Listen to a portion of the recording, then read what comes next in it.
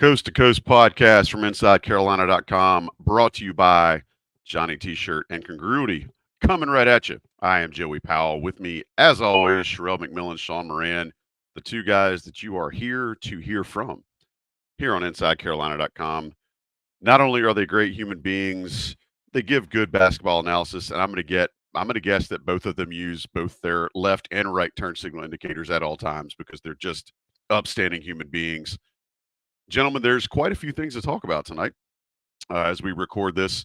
North Carolina coming off a week that they split again, though this time I think they might have, fooled a couple of folks that listen to this show at least, in that they dropped a home game to Clemson and they won a game at Miami on the road. Both games saw North Carolina with some subpar execution down the stretch. So I think that's where I want to start. Sherrell, are we at the place in the season where late game execution, when we've seen it a couple of times, is starting to become something that might make you afraid of what UNC's ceiling may be, or the way they may finish the season? Not quite yet. It is something that needs to get worked on, but again, it's a long season, man. And I think in this particular game against Miami, Hubert Davis, what maybe did under four, dialed up a perfect play to get Harrison Ingram a wide open three in the corner. And sometimes it just, it rims out. I mean, it was perfect. His form looked good. It went in and came out. That probably ends the game if he makes that and never gets to where it got. So, yes, they probably go to stall ball, and I'll let Sean, because I stole his point, but they go to stall ball maybe a couple of minutes early. But I do think Hubert Davis is drawing up plays to make them successful in that situation. Sometimes they're just not exactly always hitting the shot. But overall, it's something Carolina struggled with, to be honest, for years. I mean, this predates, Caleb Love, RJ Davis, even the Kobe White team, as good as it was. There were times where you're just kind of wondering what exactly is the play called here? What exactly are you trying to achieve? You wait until 8 seconds left, you call for a pick, and then you go ISO. And that's happened some, but I think there's a lot more sets. There's a lot more play calls from Hubert Davis, and I think it's just a matter of whether or not the shot goes in. Because again, if that Ingram three goes in, everything has changed. Now, what does need to improve in those situations is the turnovers. I mean, RJ Davis had a chance to just instead of going 3-on-1 or 1-on-3, he had a chance to just dribble it out, regroup, maybe call a timeout, burn another 30 seconds. But he tried to go to the basket, turn it over, they immediately scored. So those kind of plays, I don't think are necessarily, um, uh, you know, just for the end of the game. I think they happen throughout the game, and they just need to be a little bit stronger in some of the decision making. But I don't think it's endemic to just the end of the game. I think it's also important to remember too, even off of the three that they squared up for Harrison Ingram that he missed, they got a tap back off of that too, and still weren't able to capitalize. Which you appreciate that they were able to run some clock there, but you'd love to have seen them get a bucket sometime. Sean, I don't remember this for sure, but I think from about the 3.5 minute mark, I think North Carolina got a dunk off of Bacot off a great pass, and then didn't get a field goal again for the rest of the ball game. Is that the way you remember it, or do you feel like am I cheating there a little bit? I mean, it was really the Cadeau layup right around the 4 minute mark to get it to the 9 points, and then to Sherrell's point, they did dial up a beautiful play call out of the timeout, wide open. And to your point, Joey got the rebound. I remember looking at the clock and saying, when they got the rebound and pushed it out to work some clock, and said, "Hey, that's great. They're working another 20 seconds, but it's still, you know, three and a half, you know, high twos to go." And it gave me a pause for concern. And then all of a sudden, once you go to stall ball, you do need to hit one of those first two possessions, or that momentum can shift real quick and things can get tight, because now you're definitely just going to continue to try to work clock, and those shots get tougher and tougher. Add in a turnover or two. So I think we've discussed this on the past, but I think when you change your style of play, obviously it makes sense to work clock at times, but at the same time, when you're losing some aggressiveness and forcing up poor shots, especially when you add in a few turnovers, and it was UNC was lucky to walk out of Miami with a win with how they finished the last few minutes. Yeah, it's crazy looking at the stats from the game. North Carolina did hit 11 threes, which I think was more than they've hit for a while. They had 16 turnovers after being fairly decent with the ball in the first half. You could say Miami, that led to Miami getting 22 points off, which you definitely don't like to see. North Carolina did win the rebounding advantage, but going back and looking, Armando Bacot had 10 and 15, and what I think may have been a ghost foul, which disqualified him in the last minute. Why would North Carolina against North Shadow Muir not run the offense through Bacot? I mean, he's become the Bacot of old the last two games. And Omier, thanks to our guy Trevor Marks, sent me a listing. Like Omier ranks in like the bottom 6% of America on one-on-one defense. He's allowing like a really, really high opponent's offensive efficiency. So, Sean, why would you think North Carolina wouldn't try to run a little more offense through Bacot, especially when you saw first half where he only had, I think, 3 field goal attempts. Well, that's a pretty good stat for Omier, and not for Omier, but about Omier. But I would say, for me, going into the game was not really thinking Bacot would be the Bacot of last week. I think similar to the quote unquote Florida State length or other length that we've seen. I thought last year he did struggle with Omier's strength.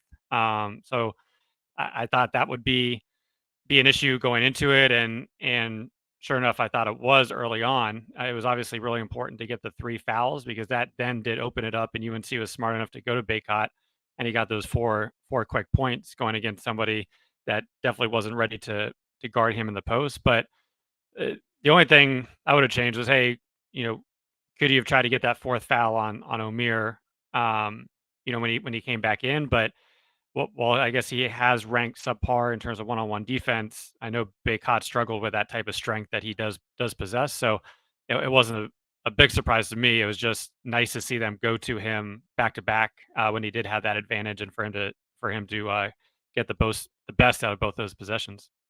Yeah, I agree with Sean. It's kind of you remember Rocky IV when Drago is going up against Rocky, and Rocky's taking all kinds of punishment, and he's like, he's not human, he's iron. That's kind of how I think Omier is a little bit. Like, he's 6'6". He doesn't look particularly impressive, but the dude is just super, super strong. And there's a reason that as soon as he came out of the game, to Sean's point, that Carolina went to Bacot back to back to back. And I think it's because, one, they knew he was out and there was no one else that Miami had who could offer really any resistance. But two, I think Bacot felt comfortable with Omier out. I don't know how comfortable he felt putting his back into him and trying to go over his shoulder. So while, yeah, he might be not the best at post defense one-on-one, I think for whatever reason I don't want to say in Armando's head, but it was a situation that Armando didn't feel like he could really take advantage of, and that's okay. That's fine.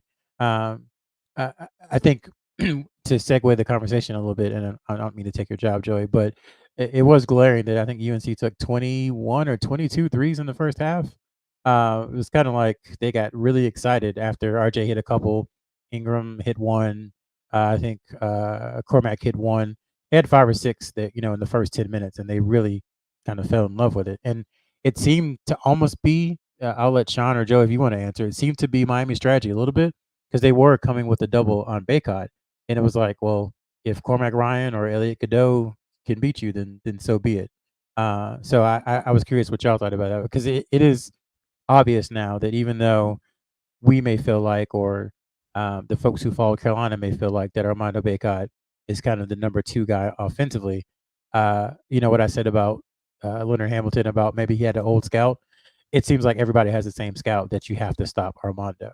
So just curious y'all's thoughts on that, about Miami's defensive game plan. I would surmise that it's likely, just the old coach adage of, I would rather have a guy shoot, 10 to 12 footers all the way out than to give a 6'10" guy, a point blank range basket, which is usually what's going to happen if Bacot gets the ball and he's able to establish position in the paint. I know UNC has struggled at times with making post entry passes, and we saw that again today. And I think a lot of that was due to Miami's athleticism.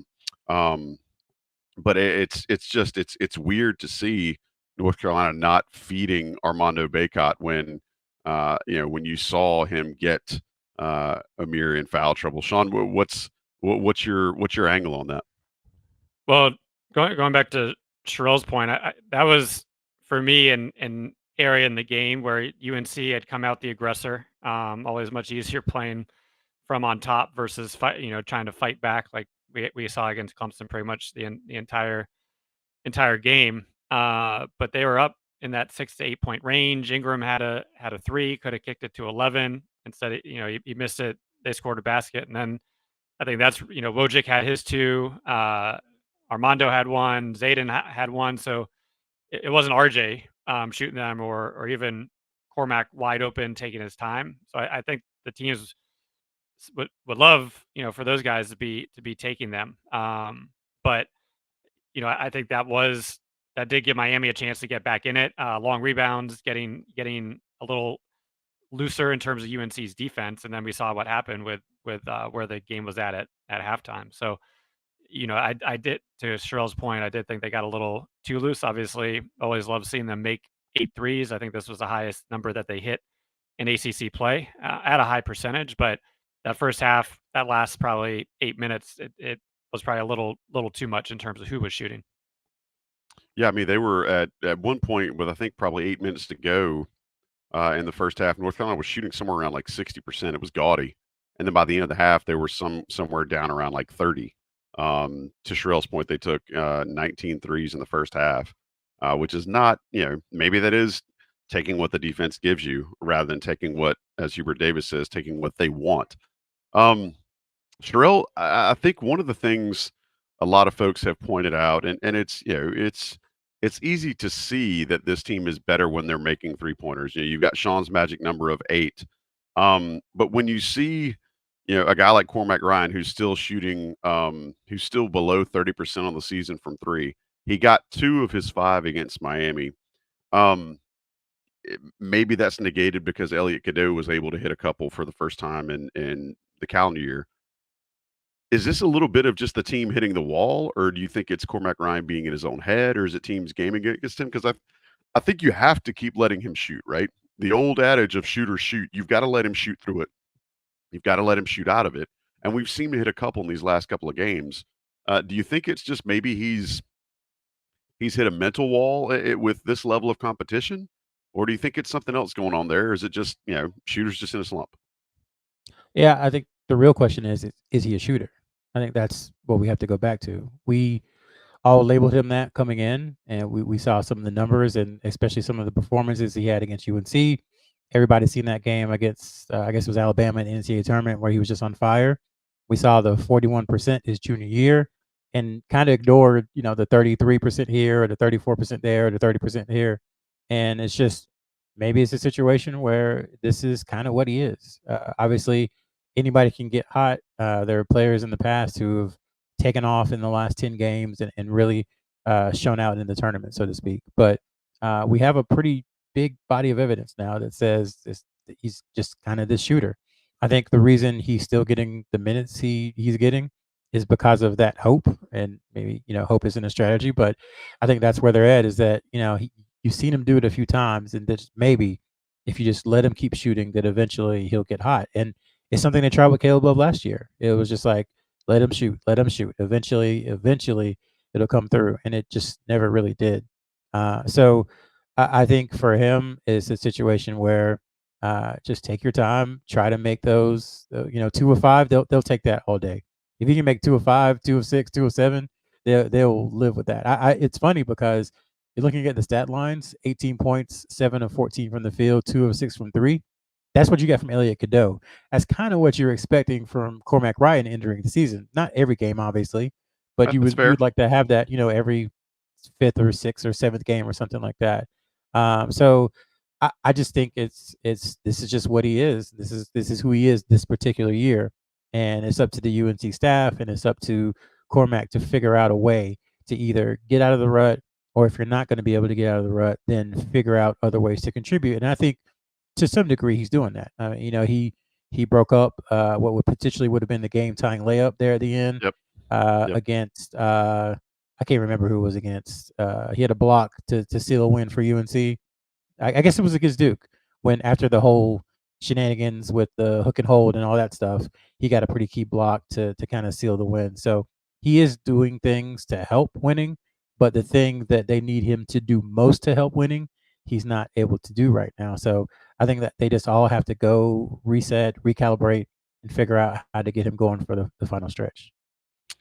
Sean, I'd actually like to see Cormac Ryan now, attacking the basket. A lot of times you see players when they can't shoot or when they can't hit shots, try to get something a little closer just to see the ball go through the net. Do you feel like that would help him in this situation? Yeah, definitely. I think he's always been comfortable.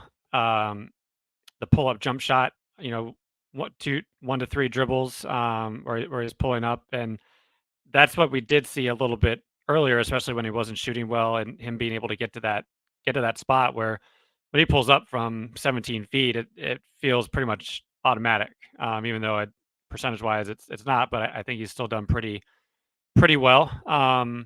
This game, he hit the 2 threes. I thought the second one he hit was huge in the second half because they were up down, or UNC was down 4. The crowd was into it. Miami was playing well, and that was a big shot just to keep it within 1 before things started to slow down and UNC took control. So that was huge. But you saw 0 for 1 from 2-point, and would love to see him just attack a little bit more, whether it is a pull up or try to get to the basket. I don't think he had any rebounds, so would like to see him, if he's not hitting 3-4 threes a game, that he's making impacts offensively on other areas. But I think he's been in college for a long time. He's had over 700 threes.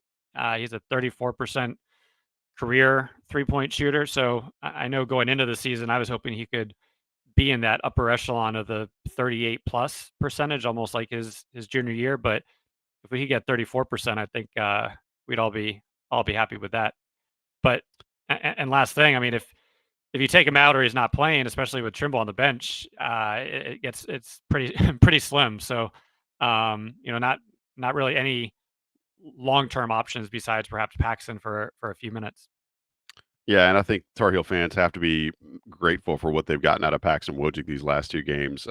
Granted, he didn't score against Miami, but he did have 3 rebounds and played some decent defense in situations where they needed it because the rest of the bench was just kind of MIA with Trimble being out again for the second game. Sean, in the first half, Nigel Pack and Norchad Omier for Miami basically had what they wanted. They got 34 points, I think, combined. The second half, it was obvious there was a little more focus there. Hubert Davis addressed it in the post game from the Miami game, but North Carolina was able to limit them to 6 points total in the second half from those same 2 players. Is this another example of UNC changing their defense in the second half? Because I didn't see what they did schematically that was any different against those 2 guys. I knew they were trying to do some trapping around the perimeter with Bacot to start the second half. Do you think it was that? Do you think it was the fact that North Carolina schemed a little differently, and maybe Miami's big dogs got a little winded, or do you think it was a combination of both? What do you attribute those guys not being able to get what they wanted in the second half, and obviously changing the fates for Miami a little bit? Well, yeah, I mean, I love what UNC did in the second half. Going in, as you said, those guys had 34 points together, which is pretty much what they scored as an entire team the whole game against UVA just a few days earlier. But right off the bat, you saw them trapping Nigel when he tried to use the pick and roll, and that first possession, it looked like the UNC of old. A few scrambles, and Matthew Cleveland wide open drains it, and you're just saying, oh man, this isn't going to be good. But they kept at it, and they were able to funnel the ball away from those 2 guys. It made it tougher for them. Started to put the pressure on the other Miami players that struggled to live up to that, which I think we've seen. When you were mentioning the focus on Armando or RJ, what teams are trying to do to UNC. So, and during that stretch, the Miami guys weren't able to live up to what Nigel and Omier were doing in the first half, and it allowed UNC to take the lead. So I really had flashbacks to the Villanova game where they didn't change up the strategy, and it was just these guys, especially why am I blanking on Big E, Eric Dixon? He was just able to kill them. So it was nice to see them adapt, see them, hey, all right, you two aren't going to beat us. Obviously, Nigel had then tweaked his ankle a little bit, but by the time they got their mojo back, it was a little bit too late. So I thought it was a great defensive adjustment in the second half, and it really did make the others force them to beat UNC, which luckily they were not able to do. Omer was working really hard too, offensively. Like he was getting his stuff, but it was 2 dribbles, go into a Bacot, spin off a Bacot, 2 dribbles, go into Bacot, spin through Withers, go around Washington, face the double team, coming out of the double team. So I do think there's something to be said for him being perhaps a little bit winded, but also Armando Bacot was like a beast in the second half defensively. I mean, I think 2 weeks ago, and this is not like, gotcha radio or whatever, but 2 weeks ago it was like, what's wrong with Armando? Why is he so lethargic? What's the deal? What's going on? And it was like, well, his defense is still strong. He's still playing really good defense. Everybody goes back to the Georgia Tech game just because of what the broadcasters were saying, like, oh, they put Armando in pick and rolls and he can't do anything. It was like the kid made a tough shot. Yes, some of the drop coverage stuff, it wasn't the finest game, but it wasn't like he was being overall poor defensively. I'd argue that from game 1 to now, he's been the team's best defender, just because of the way he's really improved on switches, on handling guards. I mean, again, another crucial play of this game. UNC's up 3. Miami has the ball. Pack, who has hit everything pretty much the whole night, despite his injury, gets switched off to Bacot, and Bacot forces him to launch 28 feet, just an awful shot to try and tie the game. Bacot had the block on the inbounds play that got Carolina the ball that allowed them to shoot the free throw to go up by 3. Really good defense on, like we said, on really the whole team in the second half on Saturday. So I really am impressed with the way Armando Bacot has. I don't want to say improved because his defense has been good, but the way he's really stepped up the last 3 games. We say it all the time, Joey, and I don't mean to be repetitive. And I know people are like, here we go, Sherrell with his talking points again. But the finality of a college career, man, the finality of anything changes how you do stuff. It changes how you work. Absolutely. It changes how you play. And, for Bacot, he's like, I've got 7 ACC games left, regular season ACC games left. You're starting to feel it. And I think every year around this time, we see where those guys whose careers are coming to an end start to raise their level just a little bit. And I think that's what's happening with Bacot because, I mean, once that second half kicked in, I mean, he was the best player on the floor for the majority of it. And it was the same way against Clemson. I think he and PJ Hall were just going at each other, where if you were just watching that was really a sight to behold, despite North Carolina's subpar performance in the first half against Clemson. I would even go as far to say, and Sherrell, I'm okay if you want to play Gotcha Radio, but I would almost go as far to say that Armando Bacot has been giving this team what they need when they need it. Now, there's been some games where his offensive production has been down, but absolutely he has improved his ability to increase his efficiency on the defensive end and become more of a presence where, despite not having amazing athleticism when you think about a rim protector, he's become a little bit of that and got the vital block at the end of the game against Miami that may could have sealed the game as well. Now, Go ahead. Now that said, that final play, like it's not a smart play. Just you're up 4. No, not at all. Just stay away from him. You don't even need to be near him. Just stay away from him. But I mean, overall, man, I'm not sure what else he can do defensively because you see how much he's needed. Let's put it that way. On the defensive end, how things change when he's not in the game. So that could be a reason maybe his offense for a part of the season wasn't what it was because the dude is really working defensively. And I think it should be noted. Fair. Yeah, I think that's fair. So one of the things I want to talk about, one of the reasons I think people listening to this show right now should be absolutely thrilled is because North Carolina basketball is back. Do you know how I know North Carolina basketball is back? Because people are mad online after a win. That's a type of thing that you have not seen in quite some time. And especially after, North Carolina struggling in a lot of situations like they found themselves in against Miami. That's everybody is still throwing out whatever barbs they have. I get it. Fans are going to fan. Sherrell, I do want to ask a little bit. Do you feel that when you see the poor shooting effort in the first half against Clemson, where they just came out so distracted and looking disinterested, and combine that with the fumbling around against Miami, which thankfully they were able to get together enough to win, and you have to recognize that and acknowledge they did just enough to win.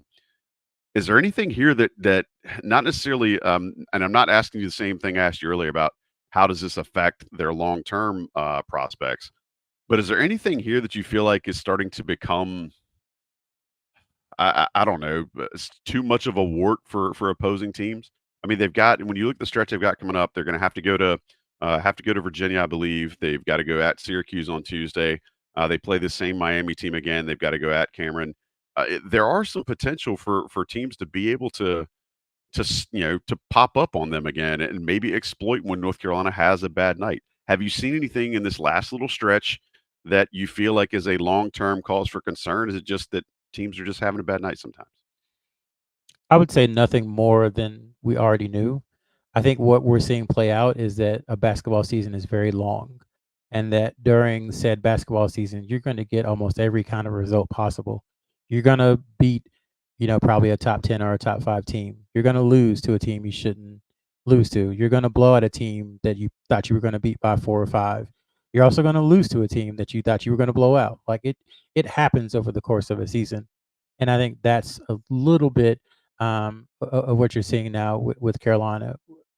What I would say is that this team so far is constructed. Every time there's been some form of question about what's next, they've had a pretty good answer. So go back to Villanova.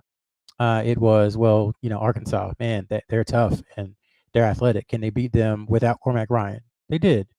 Then it was Tennessee. They really need that quad one win because Tennessee's a great team. Are they going to be able to score against them? They won that game. Validated that by beating Florida State. Lose to Kentucky and UConn. Can they be a successful team? Can they play defense? They play great defense for over a month. Then it's lose to Georgia Tech. Can you respond against Duke? They beat Duke, convincingly, never trailing in the game. Then they come out flat against Clemson, and then it's, oh man, toughest game on the schedule at Miami without Seth Trimble again. Your sixth man. Can you go down there and get a win? And they go down there and get a win. It doesn't look good. It's not a game we ever want to watch again. But so far, every time there's been a real question about them, they've had an answer. So I would say, or I would posit that long term, the one thing you do know about this team is that they're going to respond. Now you have to keep responding. You have to validate the last one every single time because if not, it reverts to whatever the last thing was. So the next time they lose a game, it'll go back to Clemson and say, "Oh, the warning signs were there with Clemson," which is fair and it's not. I don't think that's people like looking for negativity, but at the same time, you have to just look at it over the course of the season and not just what's happening over the last couple of weeks. There are some things that I think need to improve, but the good thing is that these warts, if you want to call them that, are showing themselves now, as opposed to 3 weeks from now when you're in the ACC tournament and then you're in one and done. So I think it's just a natural course of a season where there's ups and downs, there's lows, there's peaks and there's valleys. So we'll see what happens, on Tuesday. Again, everything I just said will be invalidated or validated against Syracuse, and then If you whatever lose happens, to Syracuse, right? yeah. And then, but then whatever happens against Syracuse when they play, I guess they play Virginia Tech. Whatever happened against Syracuse will be invalidated or validated against Syracuse, and then Virginia Tech, and then on and on and on it goes against Virginia, and so on and so forth. I think that's kind of where things are with this particular team because of, again, the scar tissue of the last couple of years. People just can't quite fully buy Yeah. in, and I understand it. I don't think they're wrong about that at all. So something I would actually follow up Sherrell with before I throw something to Sean. I do think that it's a lot more fulfilling and satisfying if you can not look at each game through your fan lens. To everybody listening, I want to challenge you. You can be a fan, but just try not to look at every game as like a single one-off referendum on an entire season. Like, look at the game as a whole. Look at the game as just one game. Look at it as part of a whole. Excuse me. And then, if you want to see things you think can get fixed, great. But if you look at every single game in a vacuum, and like Dean Smith said, if you live and die by every win and loss, then you know you're going to die a lot. And I don't think any of us want that. Sean, looking at some of the positive trends, I think Sherrell picked up on a second ago. I do see a team that's got some resiliency. Do you feel like that might be something again, since we've seen it, even the loss to Clemson, they were getting handled earlier and came back and actually, came clear towards the end of the game to where, they could have potentially pulled that out. They couldn't quite get over being tied, but I saw a team too that wasn't just going to lay down, and that was something that fans of this program were not able to say last year. Do you feel like that's a cause for optimism, and it's just this team just has some dog in it and refuses to lay down for anybody? Yeah, I think that is who this team is in terms of how it was constructed in the offseason, once again, between RJ and Armando, and then they added the great pieces just from both on the court as well as more off the court. That fire from Ingram and Cormac Ryan. And I mean, even Cadeau, who came in late and just trying to fit in. You saw him a lot. Once again, you're only seeing what you're seeing on TV versus being in the practices and being around the team. But from the TV perspective, you saw him more listening. And for this game against Miami, you saw him coming out of the timeout and saying, "Box the f out, box the f out," and almost being the alpha on that team where Ingram has been it all year. So I think they get along, they play together, and even if they go on runs or lose a game, they're going to get it together, which they've shown. But obviously, once you get to March, every game stands on its own, and they have to. There's still a work in progress, I think, both offensively and defensively. You've seen the potential on both sides. You've seen how well they played at home against a Tennessee or Duke, but it's not always clicking, or it's clicking for 60% or 70%. So I think there's definite ways to improve, but at the same time, you look at it 11-2 in the ACC, and that's fantastic. So I think at this point in time, obviously the Georgia Tech losses and Clemson losses, you think they should not have had those, but at the same time, looking at the holistic picture, 11-2, but it does. We have talked about this last stretch with Notre Dame really being the one game you feel ideally good about counting as a win, which I know I always hate to do, but everything's going to be tough from here on out, especially with just a one game lead in the conference.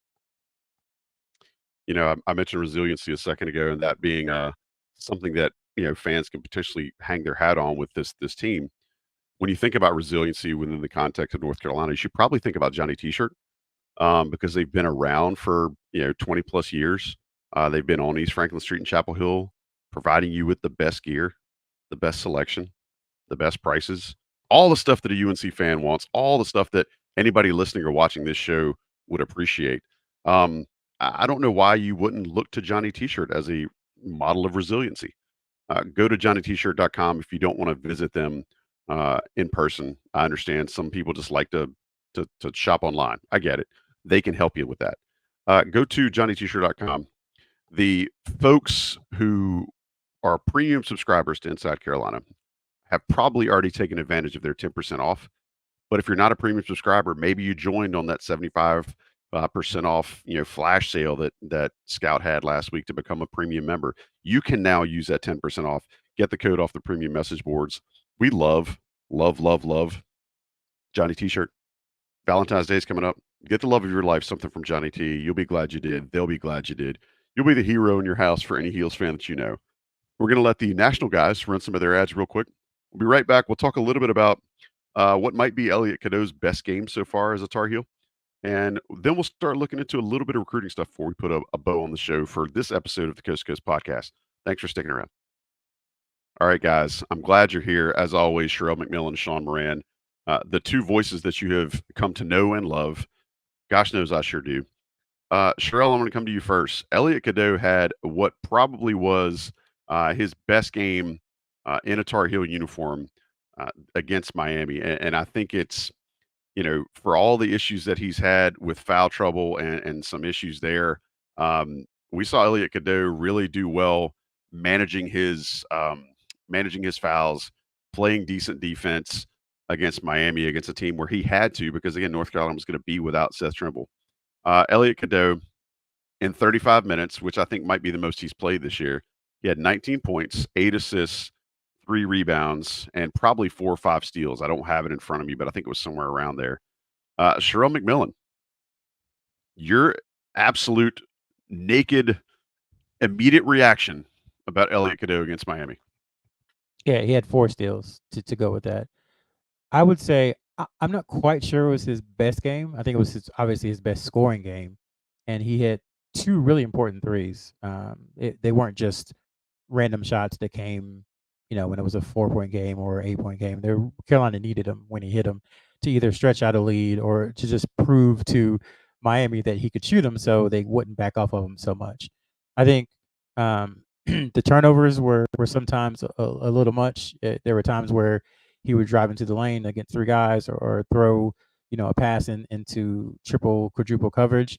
That's the kind of stuff that has to get cleaned up. But when you have 4 steals, in my own little, small brain, 5 turnovers and 4 steals mean you had 1 turnover. You're -1. That's how I look at it. All And right, then you I see you. then I you see you working. The math checks yeah, out. yeah, then he had the 8 assists, but I think more than anything, it was a confidence game for him, to show that he can play on this stage. Miami's a team with great guards. That's what they're known for.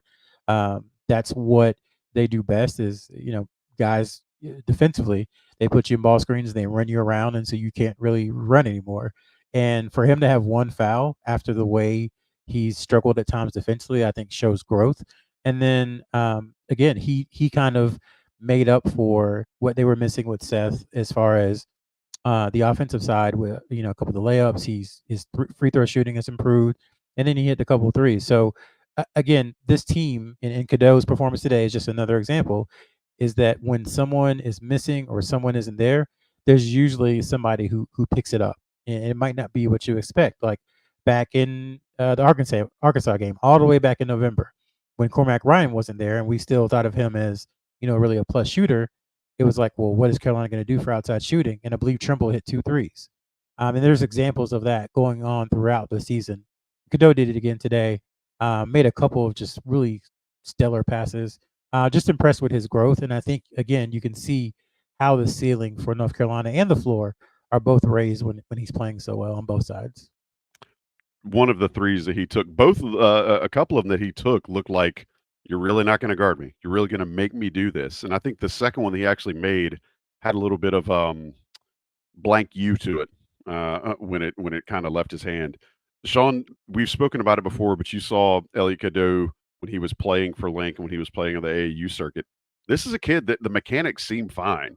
His shot is actually okay. I mean, is it just a matter of him finally just having the lid come off the rim for him?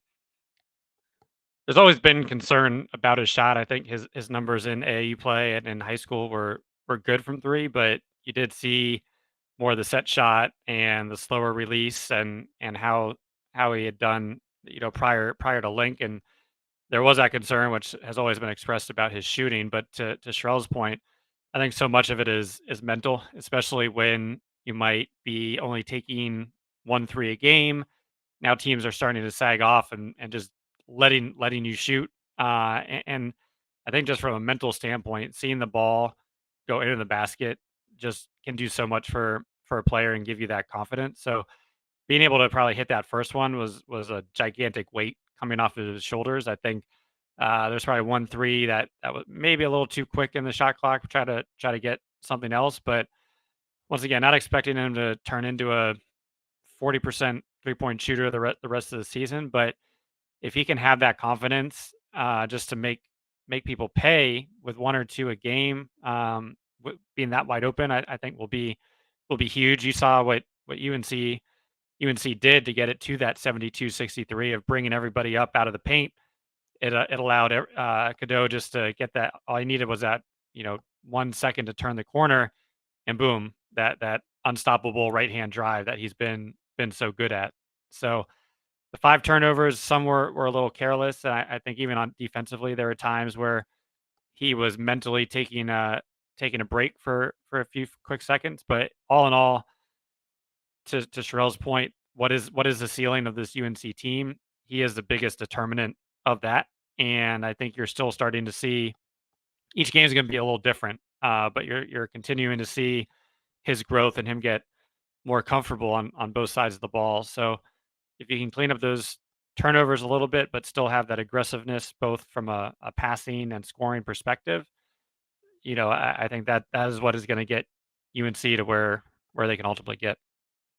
And we've all seen how hard the kid is on himself. There were times when he's picked up fouls and he goes to the bench and he's livid at himself. He's incensed. He's angry. So that he's in the gym, kind of putting in the work. And what we were saying before about the resiliency of the team, just look at Cadeau. Tuesday night, I think we can all say he was not good. I think he would say Right. that. The coaching staff would agree. I think they all would say he didn't perform well at all. And so, what happens 4 days later, he comes out and again has the best offensive performance, of his career. So I think it says a lot that, mentally how strong this team is, that they're able to kind of, when a situation goes one way, they don't let it drag them into the gutter. They kind of fight their way out of it. And that's a big key that you want on your team, but especially from your point guard. And then the other thing, we talked about free throws with him. There was a stretch where he was missing 4 or 5 free throws per game, and that has slowly but surely gotten better. It hasn't gotten better in a straight line, but it's gotten better as the season has gone along. So, just good to see from him. And then the other thing, people always complain when we do interviews with recruits where they say Hubert Davis gives his guards the freedom to do whatever they want, and I love it. Freedom, freedom, freedom. I know where you're going. I know where you're going. Please go. Yes.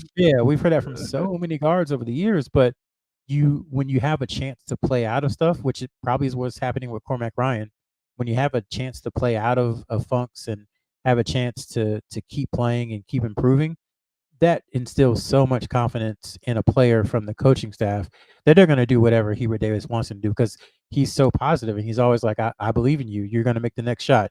Whether or not that's actually true as far as making the next shot, like Hubert Davis believes it. He really believes it. He's that type of person. And it's hard not to do whatever is possible to make that person happy when they believe in you so much. And I think that's kind of the manifestation of, excuse me, we're going to talk recruiting, of all those guys saying Hubert Davis gives his guys freedom. It's not as much freedom, I would guess, as it is confidence. And freedom is just kind of the buzzword that they use. But you see it on the court, and you've seen it this season with Cadeau. And I love that you brought that up and compared that with the situation that Cormac Ryan's going through. I mean, I would say, for all the people that are, in my timeline and everywhere else, just ripping Cormac Ryan for how much he shoot. You can't let a shooter stop shooting. That can't happen, because then not only does he stay on that bad number or whatever it is, then he's lost the ability to affect your offense at all. You want him to keep shooting, and eventually they will come around. I mean, eventually water will find its level. To your point, Sherrell, about what is Cormac Ryan really, I think that might be worth examining. I think that's probably a valid argument, but also you don't want a guy shooting 30 a game, but you can't have him to where he's afraid to pull. Right. Because then he's handicapping your entire offense. Right. And so what he needs to do, because they've said all season, Cormac's more than a shooter. That's what we heard from Hubert Davis. That's what we heard from Ryan. So he has to find a way. Multiple times addressing Cormac Ryan questions. Right. Yes. Right. So he has to find a way to be more than just someone who goes to the 3-point line and takes threes when he gets a pass from Cadeau. He has to be aggressive, as you said, Joey, as Sean said, driving to the rim, going to that 15-foot 2-dribble pull-up. He's got to do those kind of things. He's got to cut better. There are ways for him to still be an effective offensive player, even shooting 29 or 28% from three. But he has to go out and do it. And right now, I think he's just kind of stuck in, they need me to make shots, so I've got to make shots. And that's true. They do need him to make shots, but he can do other things too to help the team. And I have no doubt that he eventually will, but it's just taking, I think, longer than most of us thought. I think people will also, may have forgotten, Cormac's got the ability to absolutely baptize somebody and dunk on somebody's head. And maybe he gets one of those in a game, and just kind of rips the shell off that way. Who knows? Speaking of guys that can score, Sean Moran, you have actually seen some action from Captain Jack, Ian Jackson, the last couple of weeks. You posted some video of his, I believe, on the Inside Carolina premium message board recently. You want to talk a little bit about what you've seen from the UNC signee? Well, he's been fantastic, especially the last few weeks. Was playing in the Metro Classic last weekend, and recently hit a game winner. So he's been putting up not just points but stats all across the board. And I think it goes, as we look at the team for next season of who is returning. But man, if it's Cadeau and Jackson in the backcourt, yes, it'll be young, but I mean that's an extremely exciting backcourt. Obviously, we'll see what happens with RJ. And if RJ is not here, I think for sure he should be the highest scoring player at UNC next season. So he's continued to improve. Looking forward to seeing what he does outside in the McDonald's All-American and the Jordan brand once he's playing at the really the highest level of high school basketball. But he's been playing extremely well on the overtime circuit this year, and it's been a lot more just from scoring is what he naturally does, but he's been filling the stat sheet in a lot of other ways, which is good to see. And I believe I shared it on Twitter if anybody wants to check it out. He had had quite a performance for Jelly Fam recently. Is that right, Sherrell? Did I see that? He put up some good numbers for Jelly Fam, or am I just enamored with the opportunity to say Jelly Fam on the show? That's no cap. Attaboy, way to bring that back. And then also, Sherrell, you did some recaps with UNC's visits last week for the Duke game.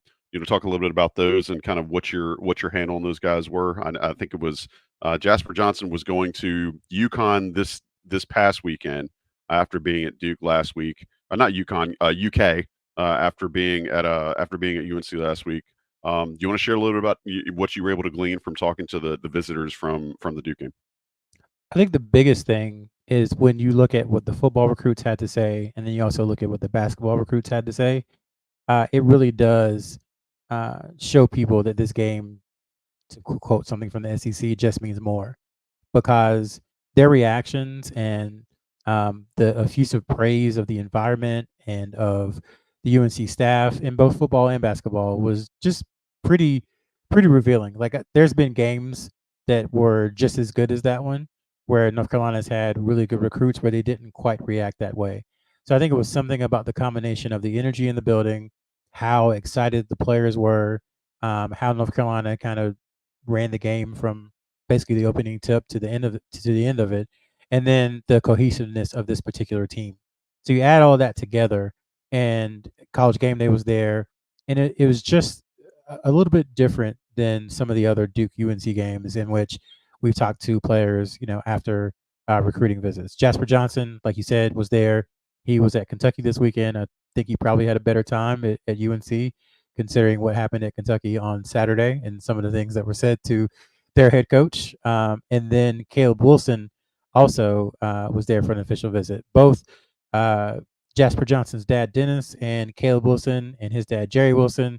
We spoke to all four of them, and they just said they had a great time. I think the biggest takeaway from both interviews was how authentic the UNC staff was, that they weren't trying to sell UNC. They were just showing them this is what we do. This is who we are.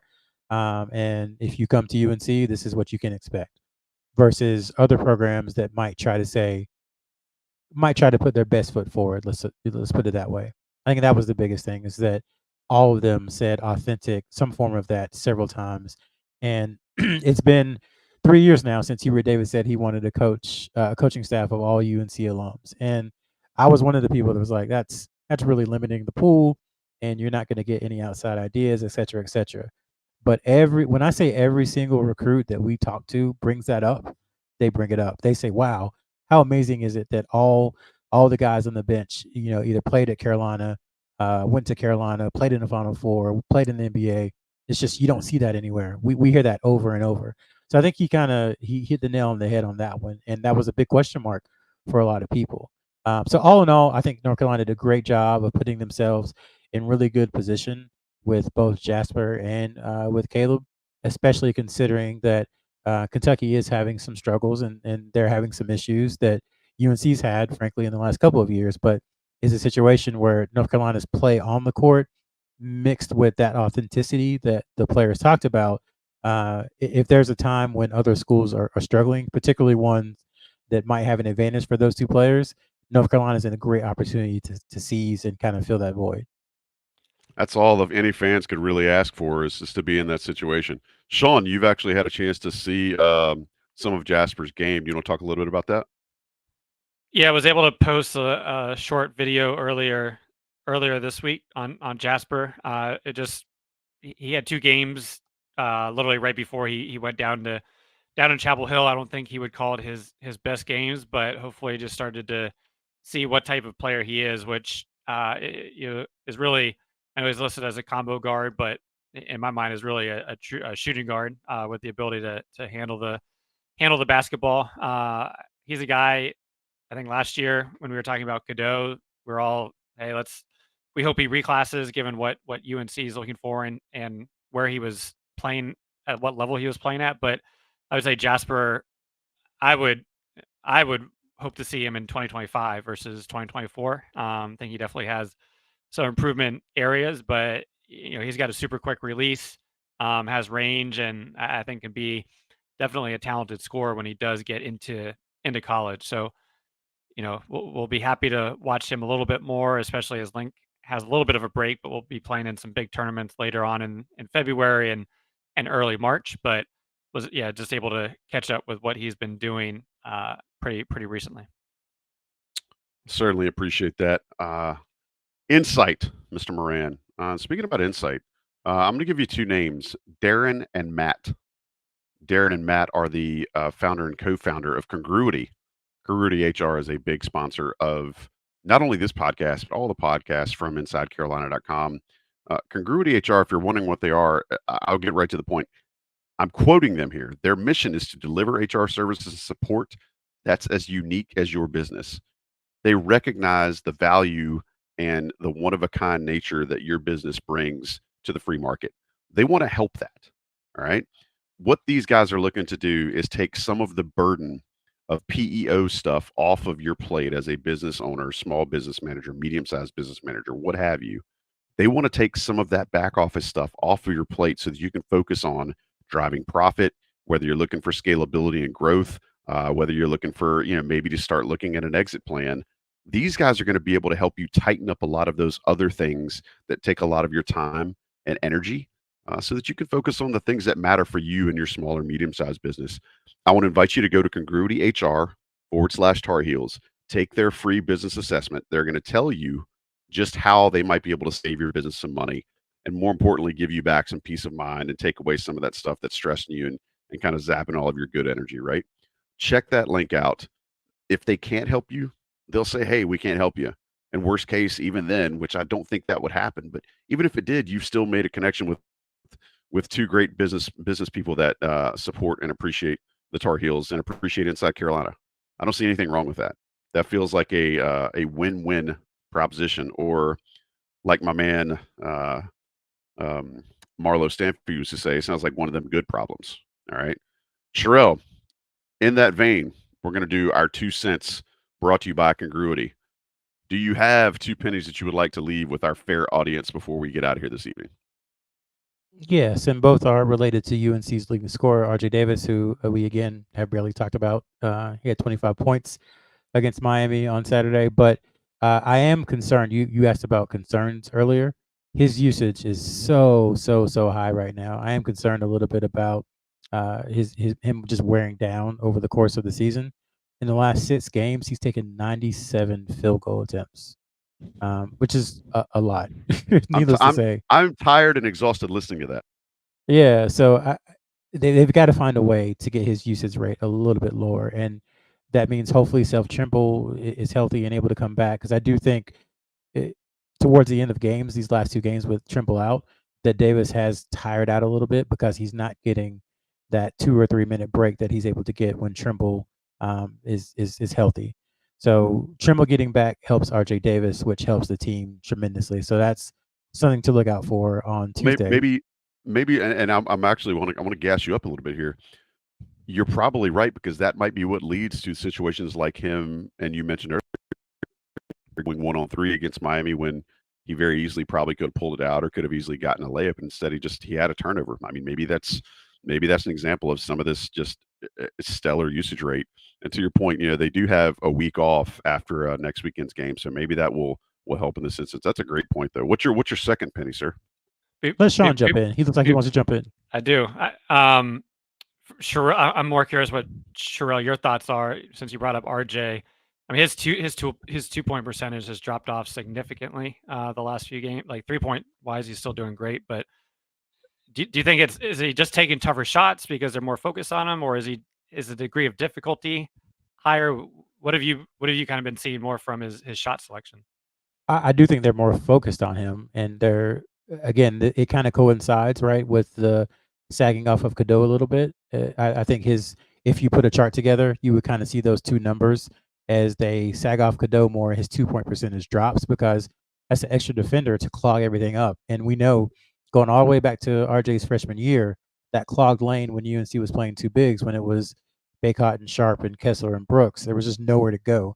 And when that fourth defender drops into the paint, you've got Bacot there, you've got Cadeau's defender there, you've got Davis's defender there. So you've got three guys all occupying that space. I think it's just not as much room because teams are starting to defend UNC differently and trying to take that drive away from him. Now, to your point, he's still, shooting threes at a really historical clip, which brings us to penny number 2. Very good job, Sean.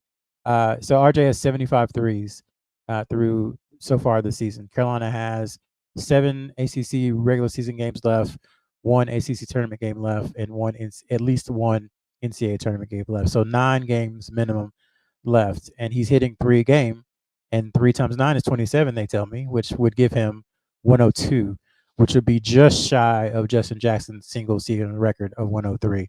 And he's made 14 threes in his last 3 games. So I think, barring injury, that's a record it's coming down, because he's kind of unconscious. His 3-point percentage for a while hovered around 39%, and now it's at almost 42. It looks like a layup. Like when he pulls up, from anywhere around the top or the top center of the key, it looks like a layup. It does. So just something to look out for, that he could be on the verge of another UNC record. Well, and it's funny you mentioned Justin Jackson. He has the Shooting It Straight podcast with John Bauman here on InsideCarolina.com. Can we officially Corey Alexander him and call him my guy, since he's an IC guy now? He's been IC's guy since we were doing, we did the journal with him back in the day when he was a high school student. He's always been my guy. Oh yeah, he's my guy. Yeah. Okay, all right. Just want to make sure we can get that good Corey Alexander. Thank you, SM. Sean, another SM. What do you got for your 2 pennies tonight? First one, I think Sherrell's favorite words, especially last year, the energy, effort, enthusiasm. I thought you saw that early on with RJ Davis and Cadeau. Really, UNC was being the aggressor in terms of getting to those loose balls and making the plays, especially early in the first half. And I thought that was pretty important, especially coming off the loss, and to see them get into those loose balls diving on the floor. Second, in terms of going at Syracuse, we have always talked about this team as very much of a one game at a time type of team, and should beat Syracuse. Clemson just did it, but they had one of their more dominant efforts against Syracuse at home. They've been scoring 1.03 points per possession on the road in ACC play, which is right along the path of the last two games outside of Duke. So offensively has not been great. They've been getting wins. They've been holding teams defensively to low shooting percentages, but they definitely need offensively to be more consistent. Kind of have more of a, you're not going to get all 40, but 35 minutes of strong action. And I think going up to Syracuse, it'll be interesting to see who's coming off the bench, how they playing, but 1.03 points per possession definitely needs to improve on the road over this last stretch. Yeah, for sure. And I love that you're able to work in a points per possession stat in there somewhere. I get the feeling that's just kind of like a staple of the pillow talk in the normal discussion around your household, and I love it. I love it. Sean, one more thing I want to throw out. I know I touched briefly on UNC schedule a second ago when Sherrell was talking about RJ Davis's usage. I want to make sure I touch on this. So North Carolina's upcoming schedule, and this will take you through the end of the season, which is hard to conceive. But at Syracuse Tuesday night, and then on Saturday Virginia Tech at home. That'll be a 2:00 game, and then they have a week off. Saturday will be at Virginia and Charlottesville at 2:00. UVA seems to be finding themselves recently, at least defensively. Then they have that dreaded back-to-back home or back-to-back Saturday game at UVA, and then home that Monday against Miami. Then they play on March the 2nd, home against NC State. March the 5th, home against Notre Dame, and then the regular season finale Saturday, March the 9th at Duke at 6:30. So that'll kind of shape out the rest of the season. Tar Heels, as we sit today, splitting the week, losing at home to Clemson by 4, and then beating Miami by 3 on the road. Any win you can get on the road in the ACC is not a bad thing. It'll be interesting to see what they're able to do here, and then who knows, that week off might actually help some guys heal up or just get some rest. Guys, I know you need some rest. You guys always bring your A game, so I'm sure you're exhausted from this last little stretch here. I appreciate you being a part of the show as always. There would be no show without you guys. Sherrell, McMillan, Sean Moran. Thanks to John Siegley for producing. Thanks to Inside Carolina's very special friends, Johnny T-Shirt and Congruity, for sponsoring. Until next time, here on Inside Carolina, I'm just Joey Powell. We appreciate you being a part of the show. Don't forget to subscribe, rate, and review, and we'll talk to you next time here on the Coast to Coast podcast.